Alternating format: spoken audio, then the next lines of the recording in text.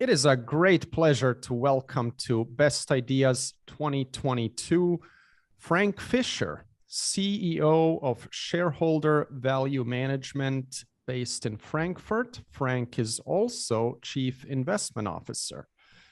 Frank is also a board member of Shareholder Value Beteiligungen AG. Until 2005, Frank was managing director of Standard & Poor's Fund Services and was responsible for investment fund information and ratings. After completing his training as a banker at the Hessische Landesbank, he completed a degree in business administration at the University of Frankfurt with a degree in business administration. Frank is also founder and director of the nonprofit foundation Starke Lunge. And Frank, it's just such a great pleasure to have you with us at this forum. I recall we spoke just as COVID broke almost 2 years ago when everybody was panicking, and I was very impressed by how you maintained a sane and objective view of the bargains that you saw at the time. And I think that benefited our members and our audience tremendously to see someone with such great experience actually presenting a very balanced view. And as I think you'll point out when we get started here is last year's presentation as well on B4 Pharma, which obviously now has some strategic news. So thank you very much for being here again today. And why don't I turn it to you now for your presentation? I will come back at the end to moderate the Q&A. Please go ahead. Thank you so much for the introduction. Hello from Frankfurt. Yes, I would like to, first of all, before I dig deeper into the Dream Big Again presentation, which is the reference to Anheuser Busch, to AB InBev, I would like to have a bit of a review of last year's idea, V4 Pharma. And we are in a situation where we are now exiting because we actually have a takeover situation where we think the best opportunity for us is to exit because we are not looking at playing an end game here. Clearly, there's someone else that shares the view that strategically they are in a sweet spot, having access via Fresenius Medical Care to the entire distribution, mainly also in the core market, US. I think that has been the key part of our thesis, that that's very valuable, and the strategic value has now crystallized. On the other hand, we have learned that the prior M&A has actually not been as value accretive as everyone desired, and we priced that out. But still, the strategic value and any potential new addition into that network is clearly what will generate value in the future. That will then be the value that CSL will hopefully reap for themselves. So, but enough of the past, turning into what we have available now for you is basically one of these wonderful companies. And our key focus is that we want to have sustainable returns with wonderful companies. Now, looking at our own past track record, we have actually very much embarked on embracing the typical Graham-style approach to value investing when I initially started out. That was a company which already got another takeover, by the way, which was producing bricks and also tiles in Germany, based close to Munich in Ismaning. And basically the production cost, the labor cost, the environmental issues caused the management to rethink whether they had a good business or not. And they decided maybe not. And the value of the property, the asset value, was basically what was driving then the wonderful performance of that stock, which basically led to the founder of our business, Günther Weisfenning, giving up his job. He was employed at a bank as an investment advisor, and he made so much money on that deal that he basically decided I'll be a private investor from then on, and further on it led to the founding of Shareholder Value Management AG. So traditionally, we've looked at Graham-style value investings, but very shortly after that, we looked at other opportunities, and we realized that holding on to wonderful companies for the long term is basically what is benefiting you most. Now, Buffett has shared that with us and said it's the best thing you can do is to buy a wonderful company at a fair price. It's much better than paying a wonderful price for a fair company. Charlie Munger actually talked about the trick. He said there is a trick in investing. When you look at the returns of Berkshire Hathaway, those returns are predominantly coming from wonderful businesses, not so much from the Graham-style fair companies that you bought for bargain prices. So he shared that trick with us to actually invest in better quality businesses. Now, listening to these guys and then having the same experience on our end, and also having had the success of more assets coming towards our business, we looked at going out of those very depressed valuations in the Graham style and looking at paying a bit more, but getting a much better quality. And this is basically what the presentation is about. One aspect here is also that usually there's an element for the long-term investor where you can see that time is actually on your side. And Buffett put it out in a way where I can't actually add much more. It is the enemy of the bad company and it is the friend of the good company. And the reason for that is if you have only equity returns of 5 to 6% on a mediocre or subpar business, actually not even earning its cost of capital, or you have one which generates 20 or 25%, you're just that much better off medium to long term. And we actually try to model that and show you what that means. If you invest with a much higher margin of safety in a fair business, let's say you get 50%, you just pay 50 cents on the dollar, or you pay 30 cents less than the actual fair value. So you don't get that bargain, but for the much better business quality, then for a couple of years, actually the performance might be similar. But over the long term, the business with better quality wins by a huge margin. And of course, one of those aspects is that you could look at the compounding of the interest, where you then generate, if you have 20% return on investment, or let's say 25% ROE, basically you get those wonderful results over the long term. And that's critical for the long-term investor. Now, we define that aspect, which Charlie and Warren pointed out as modern value. And this is the way to describe that value investing is not just Graham-style value investing, not that Graham didn't get that aspect, but it is associated and linked to just the typical low PE, low price book, etc. That's what value investing is typically associated with. Now, that is what I think is completely wrong. And this is why I labeled this as modern value. And modern value is basically, when you think about the trick Charlie shared with us, it's about the quality of the businesses, the quality of the companies you invest in. So what we're looking for is growth dynamics. So we like growth, and value and growth are not opposed. Growth is always a part of the equation that you have to get comfortable with and understand what drives growth, what is the total addressable market, what is the market size. And then we look for business models where we already have a hint, because the returns on capital are above 20%, ideally above 25%. And then we think, could this be a great business? Is there a moat protecting us? And the best businesses clearly have a reinvestment opportunity. And then they get incrementally better results by reinvesting, and they can grow maybe even at a rate above 10% on the top line. So these are the wonderful businesses that we are looking for. Now, what really qualifies as a wonderful business, because that gives us the comfort that we will be benefiting from those returns for a long time, are those structural competitive advantages, the moat that protects us and from management mistakes, from any adverse issues in the market, etc.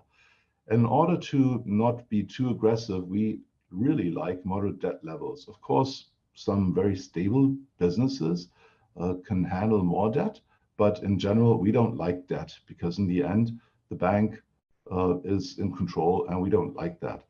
In order to have the management aligned with us, we prefer family or owner-managed businesses, or at least the incentives which are similar to those structures, because that is basically what will enable those long-term decisions, which are sustainably, economically sustainable, wonderful long-term decisions, where you don't hire and fire, but actually you keep the great people that will get you the next level of growth once you are going through recession. Not that we've had many recessions.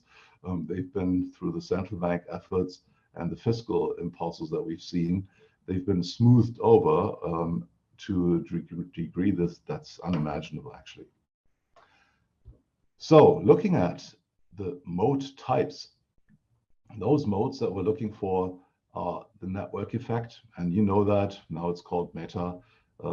If you're on WhatsApp, yes, people don't like the fact that Facebook is actually looking at all aspects of the data and then using it to market your information.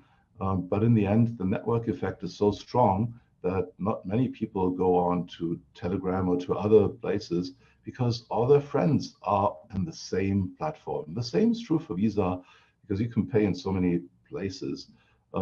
Intangible assets, brand awareness is something which, for example, not just with patents, but also with repetitive consumer behavior such as Coca-Cola. It's very hard to tell my son not to drink Coke, even though Pepsi tastes better in a blind taste to him as well. He still prefers Coke. It's just somehow the brand awareness is there. He always buys Coke.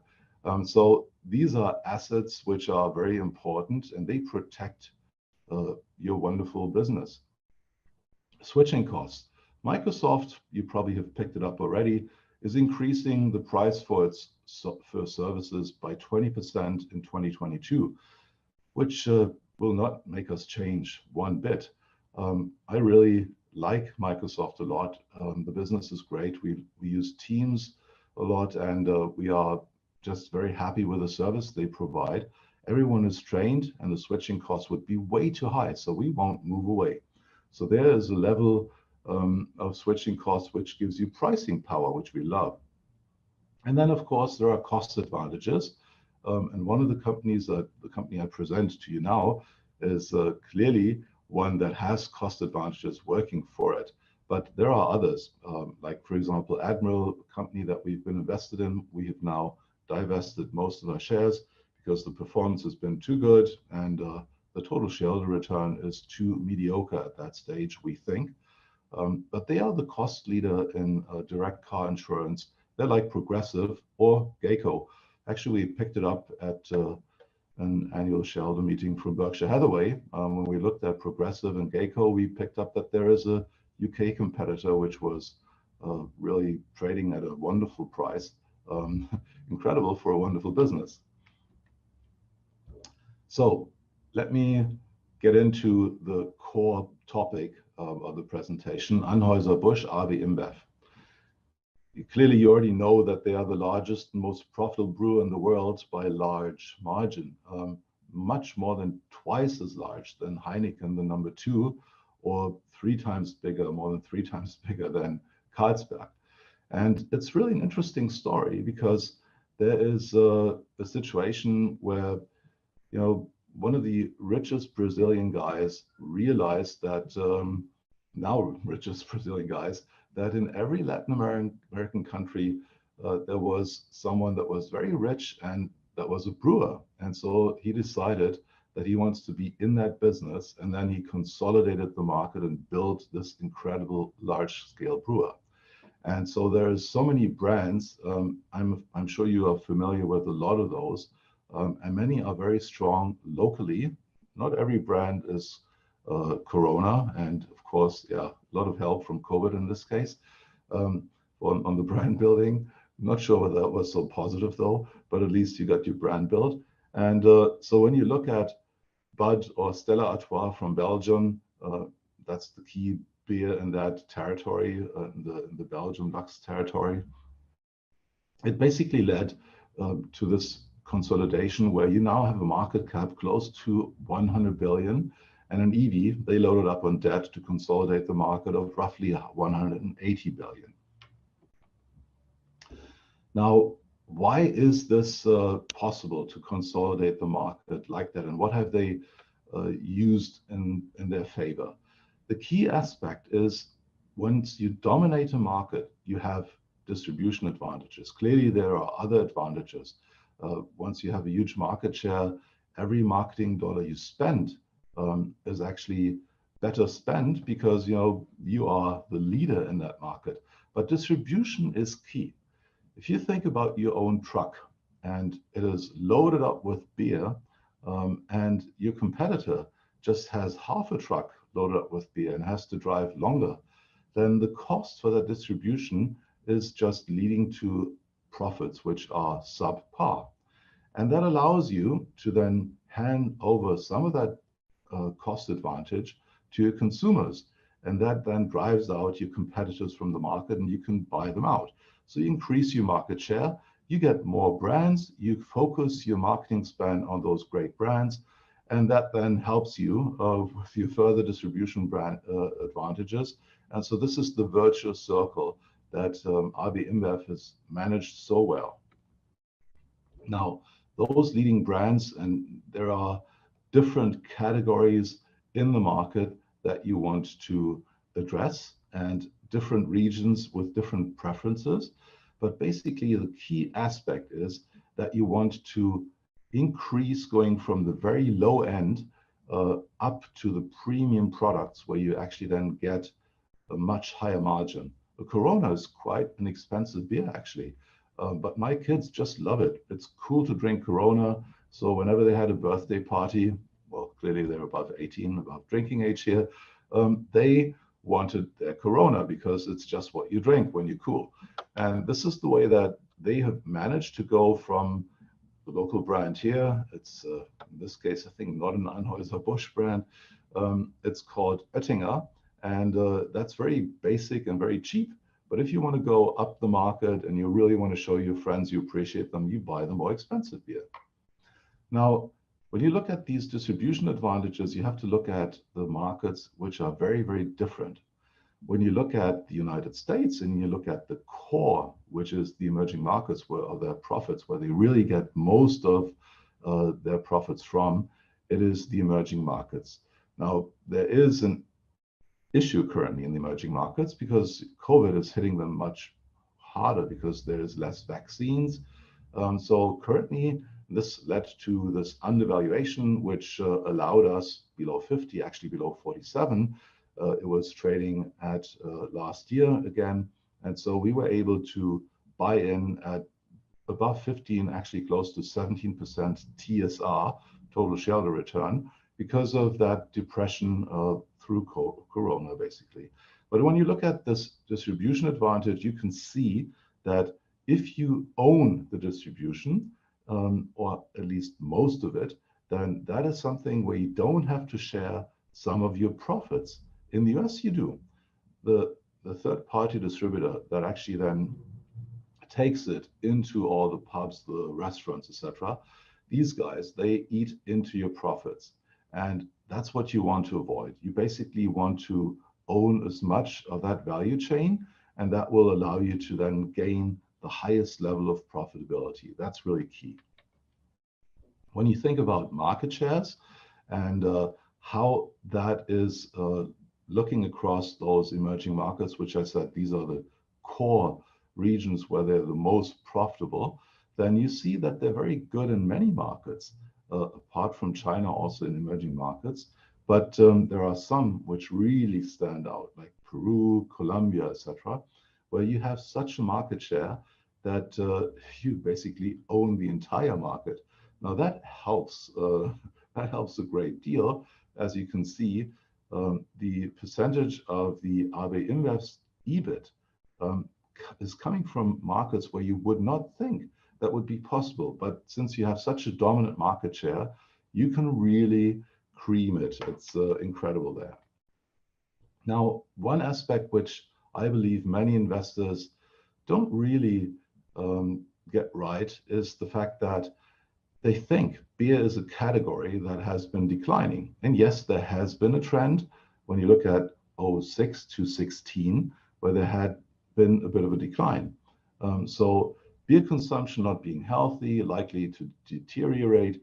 Yes, true, beer is alcohol, but it's low alcohol. And yes, it can make you fat if you don't exercise and move, etc. But so can be Coke and other drinks. I mean, there is alcohol in general is not very healthy. That's clear. But as long as you don't overdo it, it's a thing which is just common amongst us. And as you can see, the category has been winning.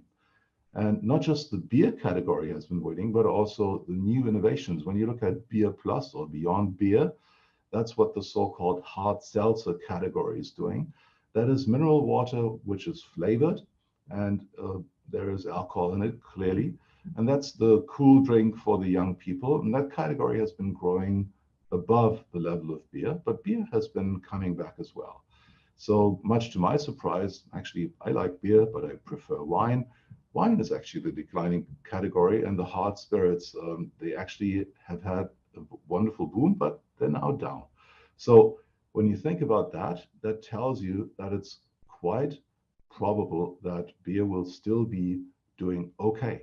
We're not assuming great growth here, but on average, we think that especially with demographics in the emerging markets, where ABI makes 60% of its profits, we should be doing all right. Now, long-term growth potential for the beer category, how do we get to the 4% per annum, which is basically what happened in the last 10 years? We only think, and we want to be careful with being too aggressive, we only think 1.5% volume is something where we're just going to see a recovery after COVID becomes kind of normal, hopefully in a positive way, an endemic development in COVID. And we think 2.5% inflation. Now, with the current inflation, that seems modest, but we think it's going to go back, as most things do, to normalize itself. Then further optionality of 1% from progressive premiumization. So going from the local brand Oettinger up to Corona, I think this is something which they'll work with their marketing, and they're pretty good at that. So those aspects altogether, we think will give us something in the line of 4% per annum. This is basically our assumption. We could be erring here on the low end, but it's always good to have free optionality on the upside.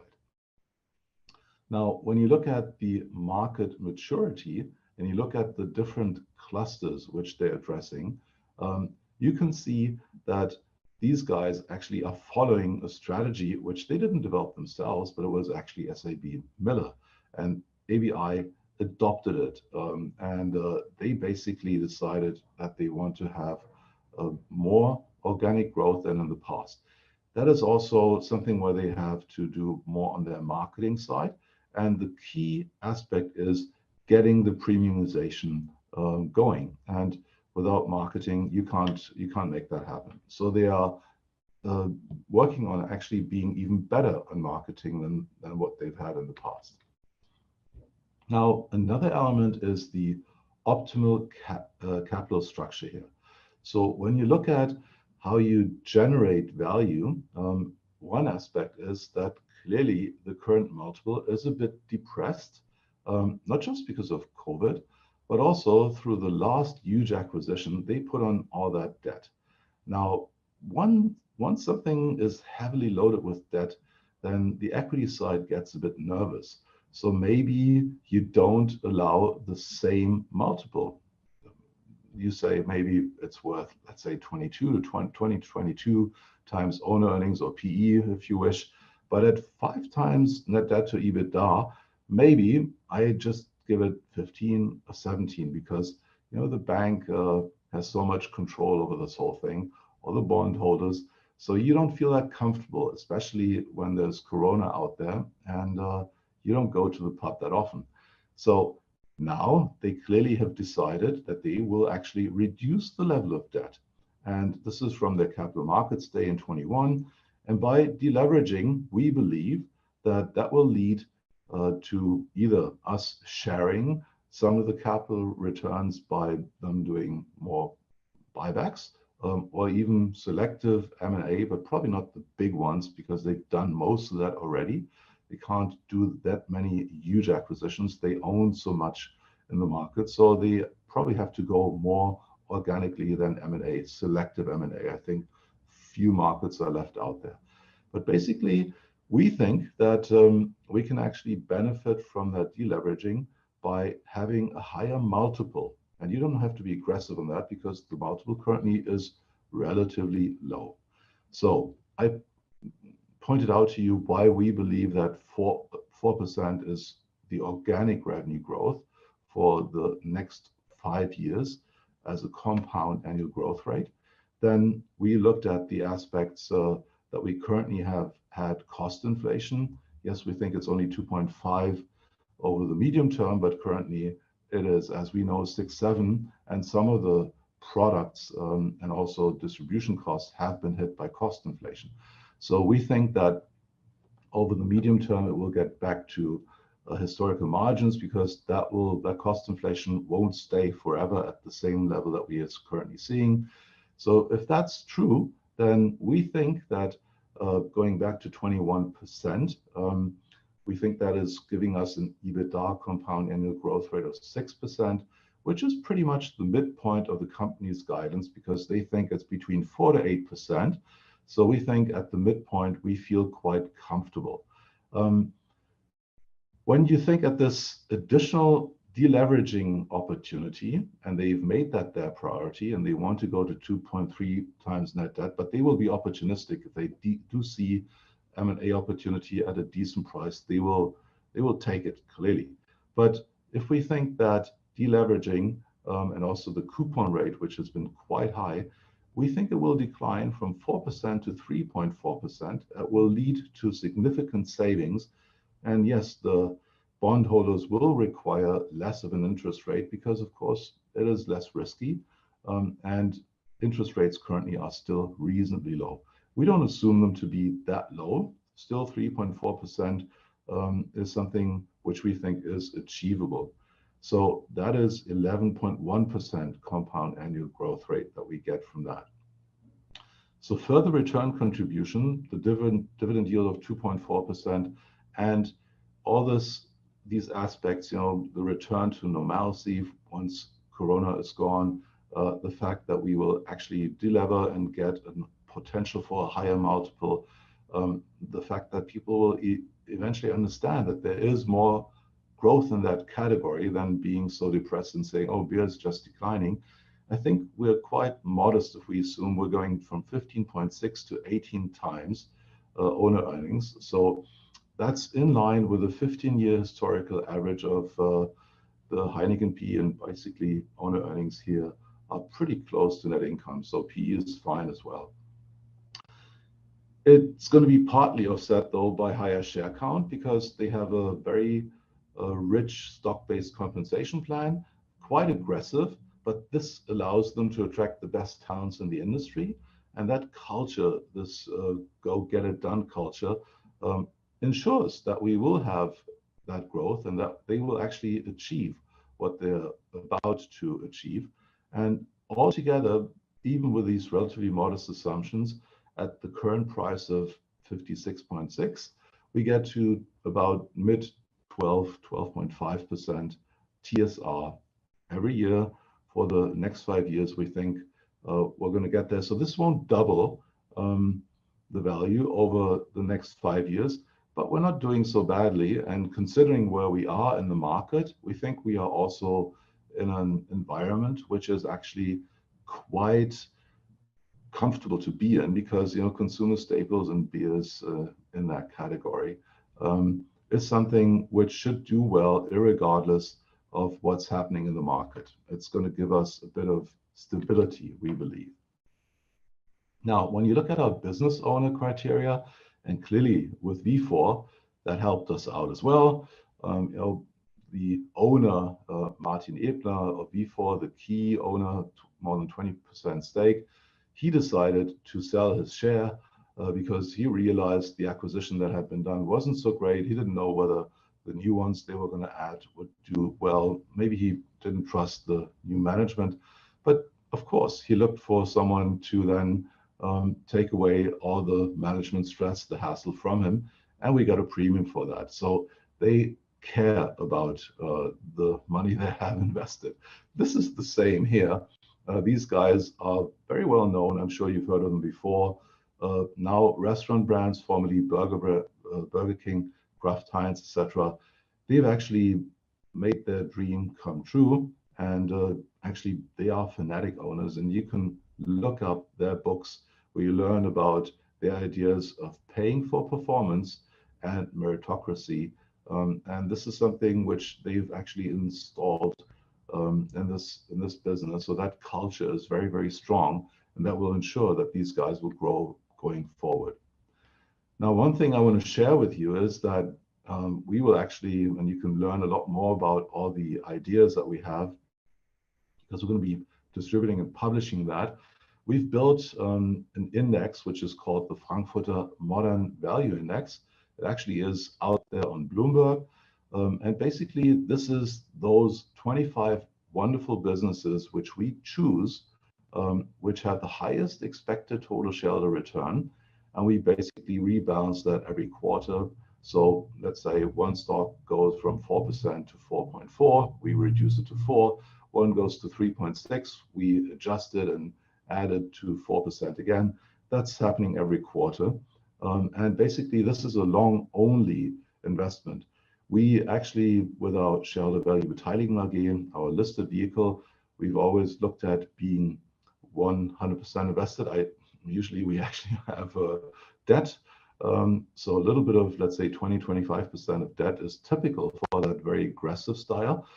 So we are very much in favor of a 100% investment exposure of long only, but we've been very successful with balanced mandates, basically, because those balanced mandates just are what the consumers here, the investors here, really, really like, because they don't like all that equity risk.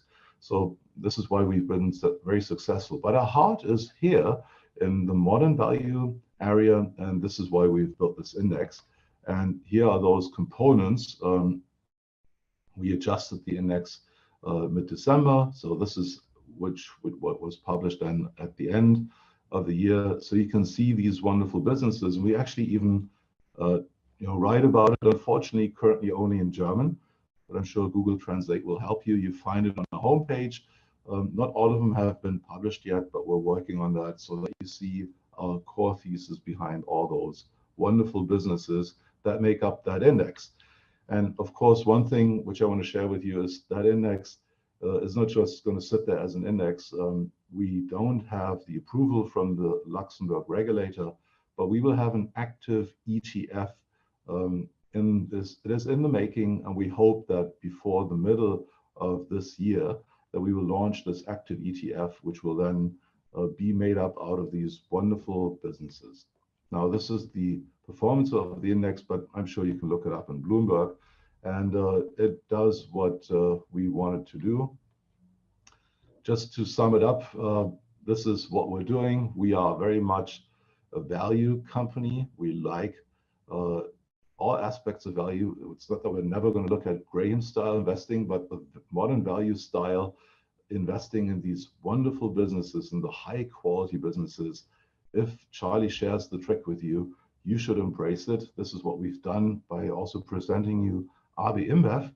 And yes, the balanced funds are really the ones which are most appealing in our area here, because the risk appetite for most people is lower.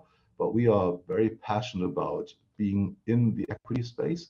And we think that it allows you to have long-term wealth creation with low volatility than the stock market by making sure you use a value approach, and especially you apply the modern value style of that approach to your investment philosophy should actually embrace that. We love those owner and family managed wonderful companies, all the ones where you've got great incentives which make people work hard and struggle hard so that they actually are aligned with your own dollars that are invested. We are also looking at ESG aspects. So the sustainability aspect we've embraced since 2014. We use Sustainalytics for that because we don't have the same team plus 150 people just looking at ESG criteria. We supplement our own research by using these guys. And we are owner managed. I'm an owner. We have other owners of the business. And I've been doing it for almost, now 40 years actually. And these are my colleagues. If you want to reach out to us, this is the homepage where you find the information, or you can reach out to myself if you want to learn more about what we're doing, or you can look at all these social media aspects, which my colleagues are actually very good. I'm very proud of these guys doing these things. And you find the ideas that I presented to you, like AB InBev in the Frankfurter investment blog. So you can look at the blog, and I'm afraid you'll have to look Google Translate, but I'm sure you know how to do that. Thank you so much for that. And I'm now looking forward to the Q&A. Well, thank you so much, Frank, for the presentation. A reminder to everyone on the line, if you do have a question, feel free to click the Q&A icon in Zoom and write it in. Frank, perhaps we can start on AB InBev. In terms of the balance sheet and the debt, have they thought about locking in long-term fixed rate debt? That seems to be kind of a good trade, perhaps, with inflation where it's at. Yes, I mean, the structure is they're not short-termish, but they are not currently in a situation where they can they've done some of that. This is what you want from an owner-managed business. For example, during the COVID time, they bought back some of their bonds for 60 cents on the dollar. So they are quite active in how they use capital. And if they have a bond which is running out now, then clearly it will be much to their favor. But some of those bonds still have a longer run rate, so they can't completely restructure it at that stage.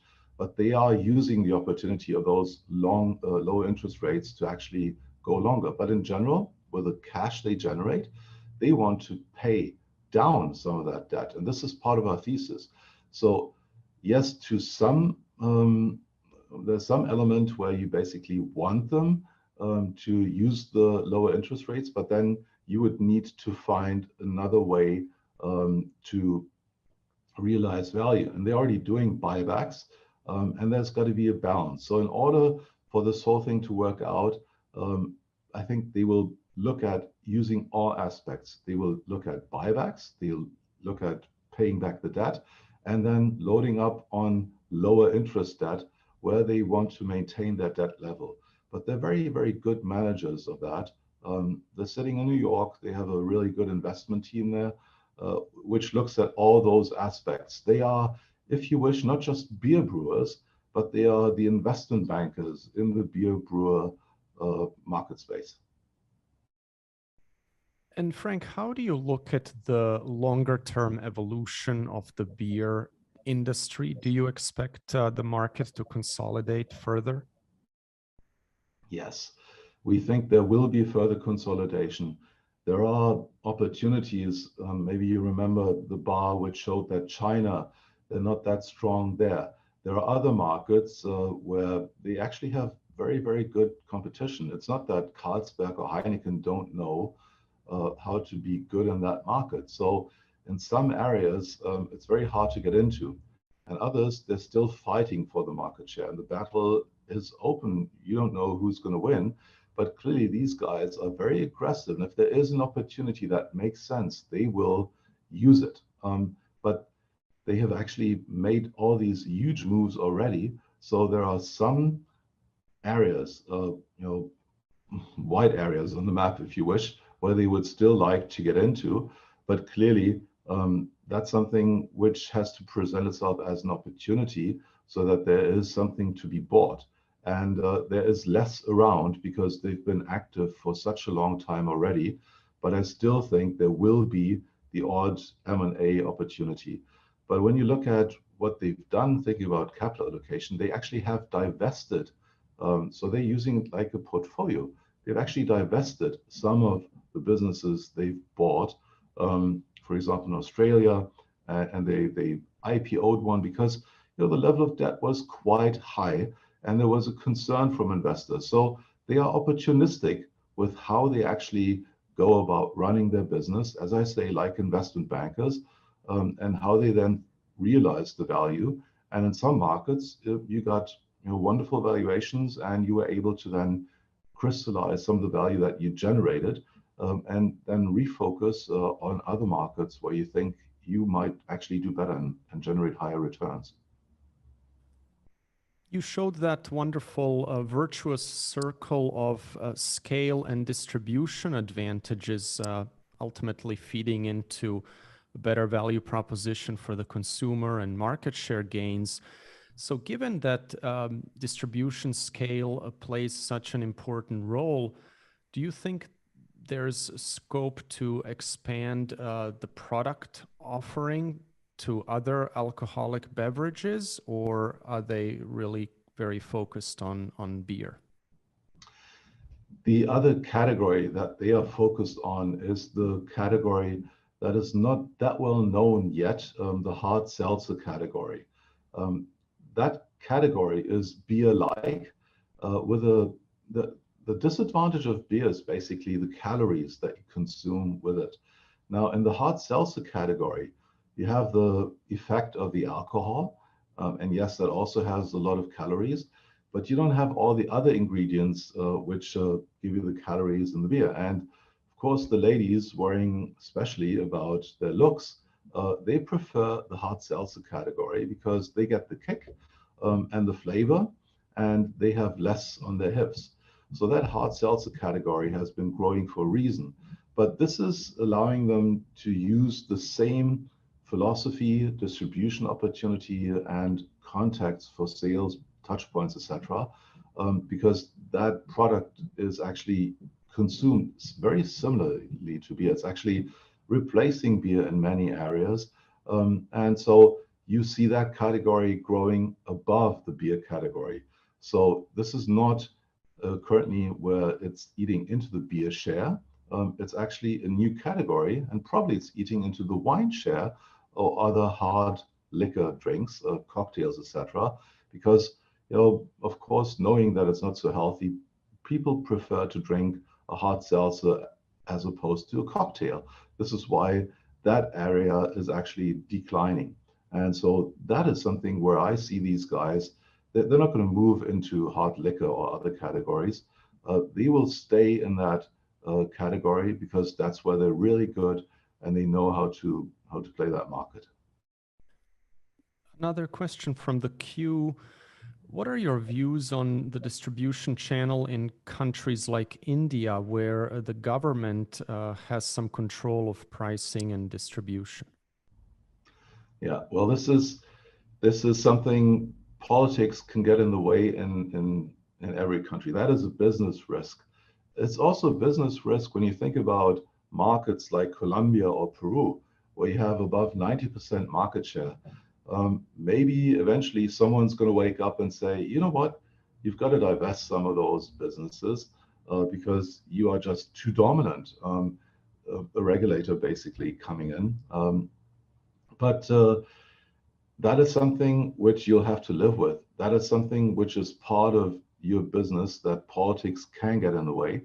But those politics then work for every participant in the market in the same way, unless you really have a huge amount of corruption and some people actually get away with that. And this is something which you always have to see. This is part of doing business, but it's not something that you can really get comfortable with, where you say, I know exactly how that's going to work out, because the next politician might completely change the landscape with the way that they approach it.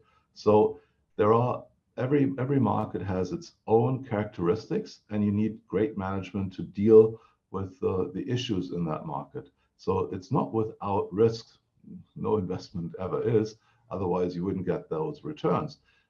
But in India in particular, that is where what I understand so far is that those issues, they actually work against all competitors in those markets and not just against AB InBev. How do you think about the potential for craft brewers to gain share over time? There are newer avenues of distribution. It seems easier than ever to build a brand from scratch, given ways of promoting it online and so forth. So how do you think about that form of potential competition? I think that has always been around. Market still has consolidated. There is, I can't remember currently, I think still more than 4,000 brewers in Germany, just to give you an idea how fragmented that market is. And still, in every household, you usually don't just find those craft beers or the local brewer, but you also find your premium beers for the odd occasion. So I think they will continue to be around. And usually these craft beers come at very much premium prices, and they eat into a bit of the premium market. But in order to really dominate a market and to go big, like the premium beers that I've been buying, because my son introduced me to them when Corona was there. They had some drink sessions because they never saw each other. And he came home and showed me that beer. It was nice. But guess what? The small bottle cost $2.50. Now that's more than twice as much as the Corona. So that premium category is attractive, no doubt. But will I always buy a $2.50 bottle beer? Not really. And is the Corona good enough for my son's birthday party? You bet. Because that costs 120 instead of 50 cents for the Oettinger. And actually the Oettinger comes in a large bottle, in the Corona in the small bottle. So there are reasons why people actually differentiate and why they buy different things. So I would not underestimate that it is a category which is out there to take some of that premium share, and they might establish themselves. And we've seen that in many local brewers. They actually make a decent living, but very few actually have a situation where they dominate the space, where you actually get 50% EBIT margin like AB InBev in Peru. That is only when you actually have such a huge market share and all those cost advantages on marketing and distribution working in your favor. And this is then how you can then drive out your competitors.